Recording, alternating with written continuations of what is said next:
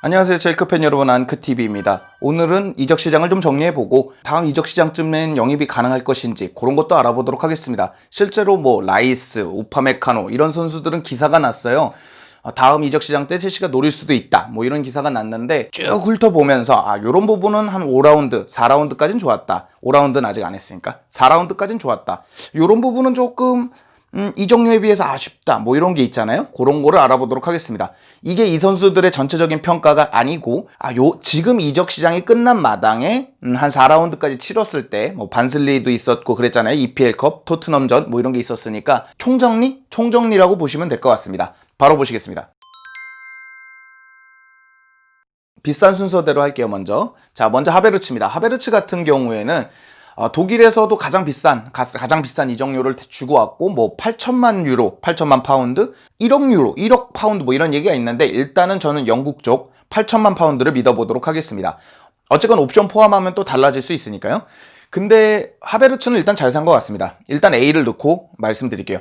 되게 잘 샀다라고 느끼는 게 뭐냐면 선수가 공을 되게 이쁘게 차는 거는 떠나서 되게 쉽게 차요. 공을 되게 쉽게 차는 느낌이라서 전체적으로 지금 첼시의 자연스러운 에이스로 거듭나가고 있죠.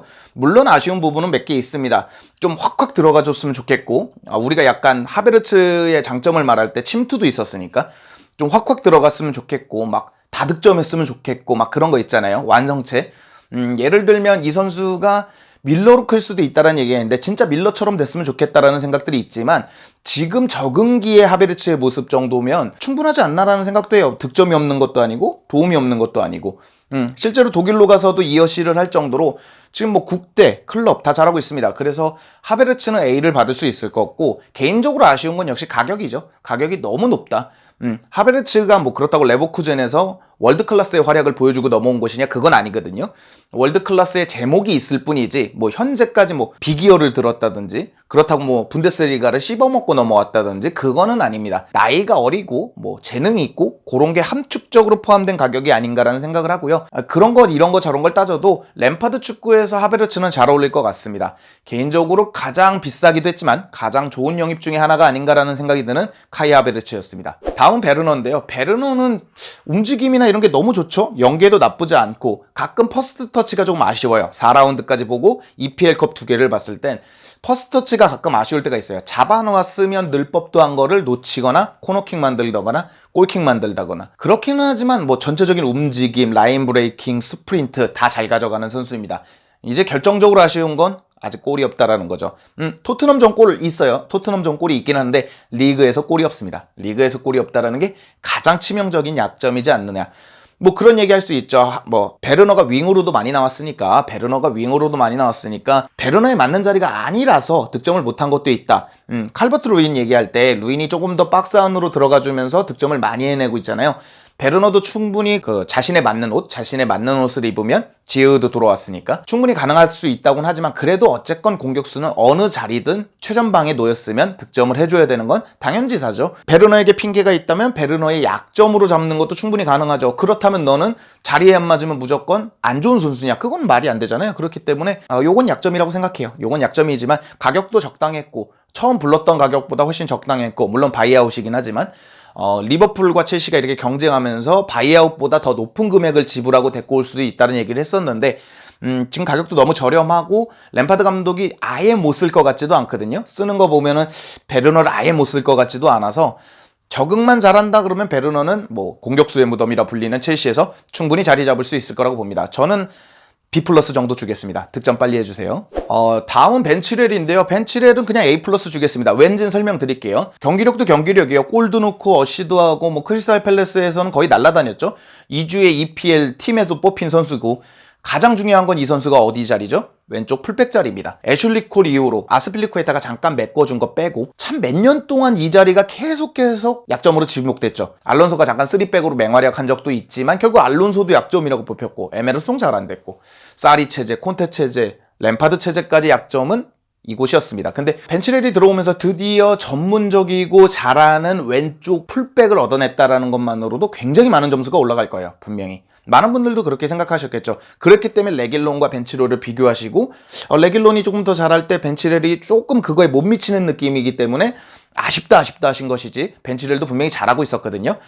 그걸 증명하는 경기가 크리스탈 팰리스 전이 된 것 같아서 저 개인적으로 기뻤습니다. 벤치렐은 나이도 어리고 리그 적응이 일단 필요 없다는 거. 레스터 같은 빅클럽에서 활약을 했기 때문에 뭐 빅클럽 적응도 리그 적응도 필요 없는 선수이기 때문에 여러모로 또 그리고 어떤 선수죠? 램파드 감독이 원했던 선수이기 때문에 여러모로 좋은 선수입니다. 다 삼박자가 딱딱 맞죠? 램파드 감독이 원했고 선수 자체가 리그 적응이 필요가 없고 그리고 실력도 나쁘지 않고 거기에 하나 더 더하자면 나이가 어리고 야 정말 좋은 선수예요.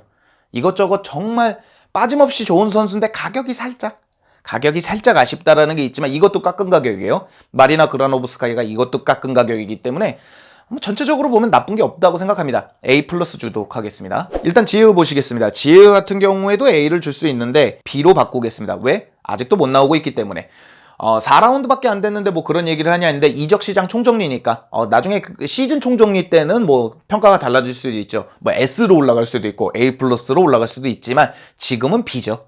그냥 가격이 적당했고 선수가 프리시즌에 보여준 거 그리고 기존에 갖고 있었던 장점 이런 걸로 B를 받은 거지 단점으로는 못 나온다 이거 하나로도 C, D로 내려갈 수 있다고 생각합니다. 플리식도 나오고 있는데 개인적으로 가장 먼저 와서 가장 늦게 나오는 선수가 되었는데 어쨌건 대표팀에서 좀 복귀해서 좋은 모습 보여줬다니까요. 기대하고 있습니다. 지에어 같은 경우에는 평가 유보라고 생각할게요. B라는 단어를 대신할 수 있는 말은 평가 유보라고 할게요. 뭘 본 게 있어야 평가를 하죠 시즌에서. 그래서 개인적으로 좀 안타까운 선수인데 뭐 역크로스 이렇게 주는 거 있잖아요. 뭐 그런 거라든지 킥력이 워낙에 좋고 전체적으로 우리 첼시가 약한 거 공격적으로 돌고 돌다 끝난다라고 얘기하는 건 킥력이 안 좋기 때문이거든요. 그리고 어떤 분이 이런 말씀도 해주셨습니다. 폼이 일시적으로 좋은 선수들은 잠깐 잘할 수 있지만 이렇게 킥력이 좋은 선수들은 두고두고 어느 리그를 가든 잘 먹고 잘 산다. 저도 그런 것 같거든요. 제2의 파브레가스, 조금 파브레가스보단 윗선에서 사용되겠지만 제2의 파브레가스가 됐으면 좋겠습니다. 자, 다음은 맨디인데요. 맨디 같은 경우에도 A 정도 받을 수 있을 것 같습니다. 왜겠습니까? 우리에겐 케파가 있죠. 케파가 잘했으면 좋겠습니다. 맨디가 그리고 2주 부상 정도를 예상한대요. 2주 정도를 예상하기 때문에 큰 부상이 아니었나 봅니다. 햄스트링이. 다행이죠. 다행입니다. 왜냐면 케파 아리사발라가가 제대로 경기력을 한 시즌 내내 못 보여줬어요. 지난 시즌 내내. 그리고 올 시즌 들어서도 좀 불안한 모습 보여줬고 그렇기 때문에 맨디는 그것만으로도 약간 팬들이 받는 심리적인 효과만으로도 이 정도 점수를 받아야 되고 경기가 나왔을 때 뭐 토트넘전이라든지 크리스탈 팰리스전이라든지 바로 주전을 먹어서 꽤 괜찮은 활약을 할 만큼 적응기도 크게 거치지 않는 선수입니다. 물론 아직까지 위치 선정이 아쉽고 펀칭을 해서 2차 세컨포를 만들긴 하는 거 제가 약점으로 지목했던 거를 그대로 첼시에서도 보여주고 있지만 그런 부분을 수정하기 위해서 체으가 또 강습도 하고 있고 뭐 그렇다고 하니까요. 거기다 체으의 픽이잖아요. 그러니까 이 선수 같은 경우에는 적응만 잘한다 그러면 EPL 내에서도 그렇게 찾아보기 어려운 탑급 흑인 키퍼가 되지 않을까라는 조심스러운 기대까지 하고 있습니다. 일단 선수가 팔이 길어요. 팔이 길어서 여러모로 장점을 많이 갖고 있는 선수입니다. 가격도 뭐 살짝 비싸기는 한데 뭐 어쩌겠습니까? 우리가 골키퍼는 안 구할 수가 없는 포지션이잖아요. 아까 말했듯이 뭐 아스필리쿠에타가 뭐 왼쪽 풀백으로 메워주고 그럴 수 있는 게 아니잖아요. 우리가 카일 워커를 갖고 있는 것도 아니고 전체적으로 봤을 때 뭐 단점도 있지만 장점 뭐 이렇게 전체적으로 봤을 때 B 플러스는 충분히 받지 않을까. A를 주려다가 아직까지 보여준 게 뭐 크게 있지도 않고 부상도 있고 그러니까 B 플러스 정도 주도록 하겠습니다. 다음은 티아고 실바입니다. 티아고 실바 같은 경우에는 바로 A를 주도록 할게요. 왜? 가격이 없으니까. 주급도 많이 떨겼거든요. 주급도 정말 많이 떨겼고 가격도 없으니까 그냥 잘해만 주기만 하면 돼요. 잘해만 주기만 하면 되는데 큰 실수가 한 번 있었기 때문에 제가 어느 그 기사를 보니까 욕을 가장 많이 먹었던 EPL 선수 중에 하나더라고요. 그런 아쉬움은 있지만 뭐 크리스탈 팰리스 전에 보셔서 알겠지만 그리고 반슬리 전을 보신 분들은 알겠지만 괜찮은 선수입니다. 워낙에 클래스가 있고 월드 클래스가 있었고 에이징 커브만 겪지 않는다면 근데 선수가 또 술 담배도 안 하는 것 때문에 에이징 커브도 겪을 선수가 아니에요. 물론 꺾일 수 있습니다. 물론 꺾일 수 있어요. 나이가 벌써 36이나 됐기 때문에 꺾일 수는 있지만 아직까지 꺾일 것 같은 기미는 보이지 않고 있습니다. 에이징 커브 같은 기미는. 그렇기 때문에 장점은 뭐 일단 수비를 컨트롤 해주는 거, 뭐 스스로의 태클, 뭐 빌드업 능력은 좀 확인이 됐죠. 그거 덕분에 조르지뉴가 빌드업적으로 조금 부담을 덜어서 그런지 조금 더 자유롭게 움직이면서 좋은 모습을 크리스탈 팰리스 전에서 보여준 거 아닌가라는 생각이 들 정도로 빌드업 나쁘지 않습니다. 그리고 주마짝으로 정말 좋은 것 같아요. 주마짝으로. 둘이 나왔을 때 되게 잘 됐거든요. 주마짝으로 정말 좋은 것 같아서 그러니까 팀에 어울리는 조합으로도 괜찮은 선수입니다. 단점은 뭐 앞서 말씀드린 그런 거고, 그런 거 뭐 종합적으로 보면 A 정도 줄 수 있지 않을까 이런 생각을 해요. 다음은 사비에르 음바음바나 뭐 말랑사르 같은 경우에는 포르투로 임대를 갔습니다. 뭐 그런 선수들은 아직까지 직전감으로 분류되는 건 아니기 때문에 뭐 점수를 매기는 건 웃기죠. 왜냐면 선수가 많이 나와야 뭐 점수도 매기고 뭐 이러겠는데 둘 다 아예 1군 무대에 나온 적이 없기 때문에 빼도록 하겠습니다. 자, 이렇게 전체적으로 놓고 보면 못 보낸 이적 시장이 아닌 거죠. 못 보낸 이적 시장이 아닌 겁니다. 정말 잘 보냈어요. 뭐로는? 영입으로는 잘 보냈는데 문제는 방출입니다. 방출 보시겠습니다. 자, 여기가 방출 명단인데 여러분들이 의아하실 건 딱 한 선수밖에 없을 거예요. 바클리. 바클리가 임대를 왜 가지? 바클리가 갈 필요가 있었을까? 왜냐면 서브로서는 굉장히 좋았고 저는 봤을 때 준주전은 된다고 생각했어요. 왜냐면 중거리 슛도 시원시원하고 리버풀전 때 보셨죠? 중거리도 시원시원하고 선수가 공격적인 재능이 있고 물론 공을 몰고 가다 패스 타이밍이 늦는 건 있었어요. 근데 굉장히 좋은 선수. 근데 개인적으로 치크가 나가긴 나갔지만 치크가 나가고 바클리가 남을 거라고 생각했는데 치크 바클리가 같이 나가면서 마운트랑 하베르츠는 결국엔 윙이 아니라 가운데로 쓰겠구나. 그러니까 바클리랑 치크가 같이 나갔겠죠. 그렇게 볼 수가 있겠고 전체적인 걸로 아쉬운 게 뭐가 있을까요? 죄다 임대라는 거예요. 판매가 제대로 되지 않았습니다. 영입자금을 어떻게 마련을 했느냐. 구장이 크지 않아서 구장 수익으로 마련할 수도 없고 뭐 스폰서가 빵빵한 것도 아니고 그렇기 때문에 판매 수익으로 주로 메워왔거든요. 요번에 뭐 베르너, 하베르츠, 지우 뭘로 사왔습니까? 아자르 모라타 판 돈으로 사왔거든요. 그렇기 때문에 개인적으로 판매가 잘 되지 못한 건 좀 아쉽습니다.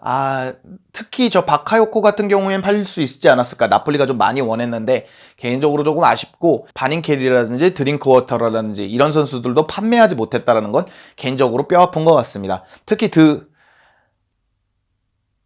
아무튼 저 선수는 팔 수 있을까라는 생각은 분명히 들어요.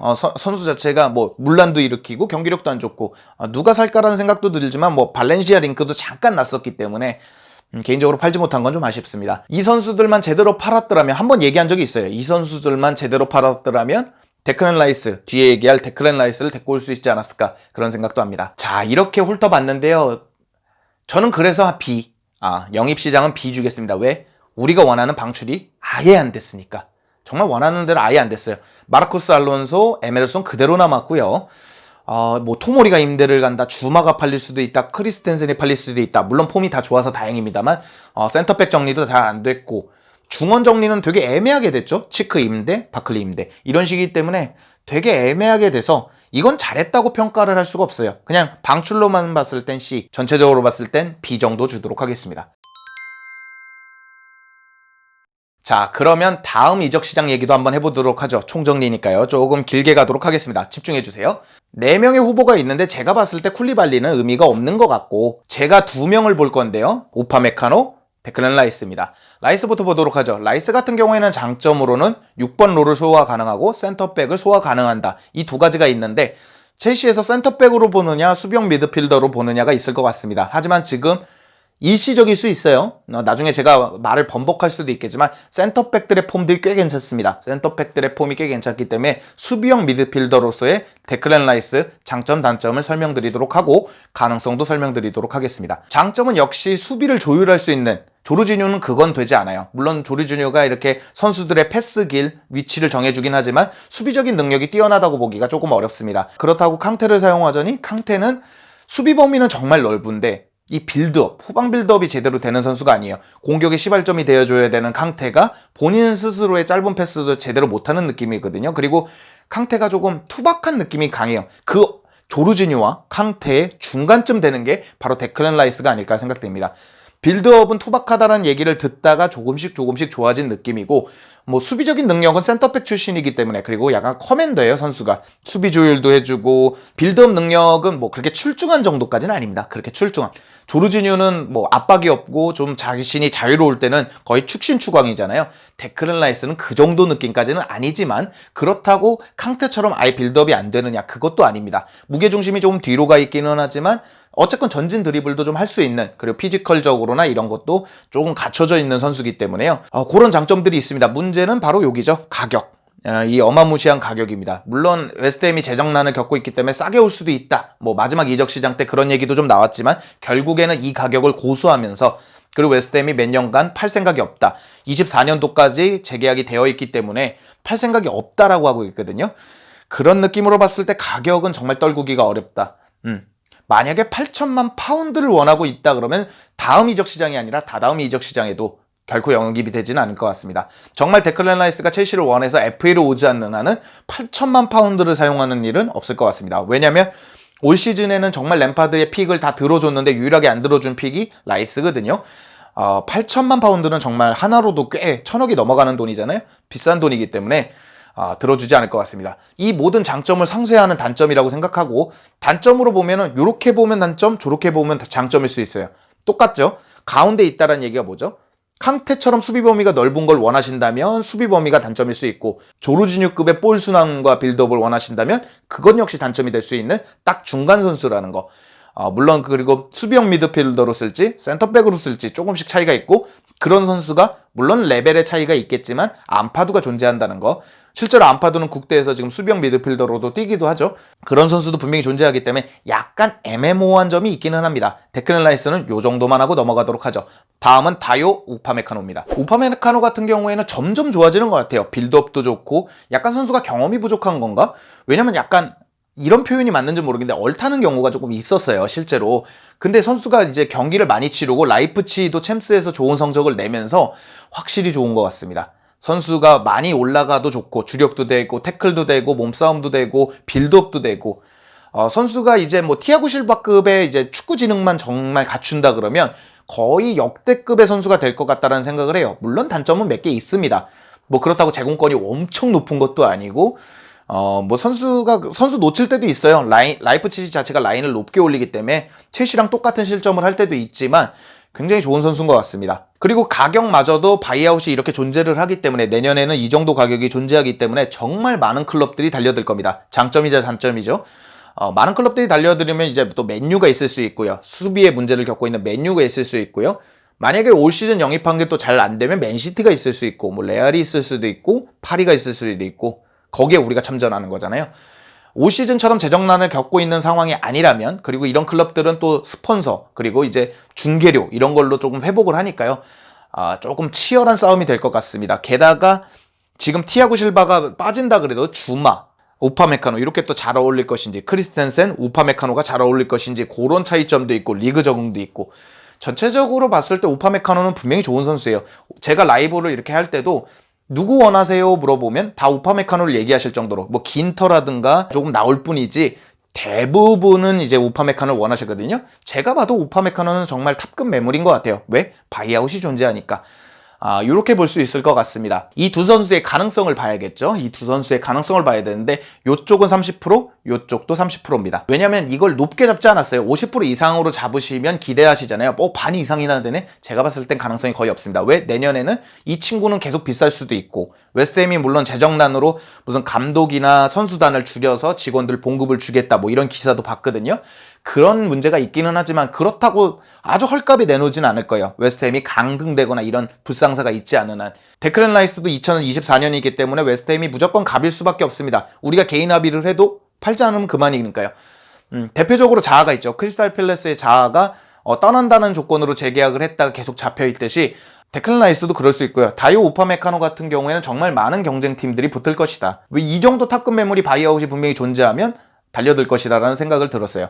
토마스 파티가 아까웠던 이유 중에 하나는 엄청난 실력에 비해 바이아웃이 존재했기 때문이거든요. 그거와 똑같습니다. 다이오 우파메카노 같은 경우에는 재정난을 회복한 팀들이 달려들기 시작하면 첼시가 1순위가 될 수 있을까? 물론 1순위가 되길 바라겠지만 쉽지 않다라는 것과 우리 센터백들의 이제 교통정리가 되지 않으면 데리고 오기 어렵다라는 단점이 있습니다. 이 두 선수는 좀 지켜볼 필요가 있습니다. 2분을 원하시는 분도 있더라고요. 요 위에 뜨신 2분 산초인데요.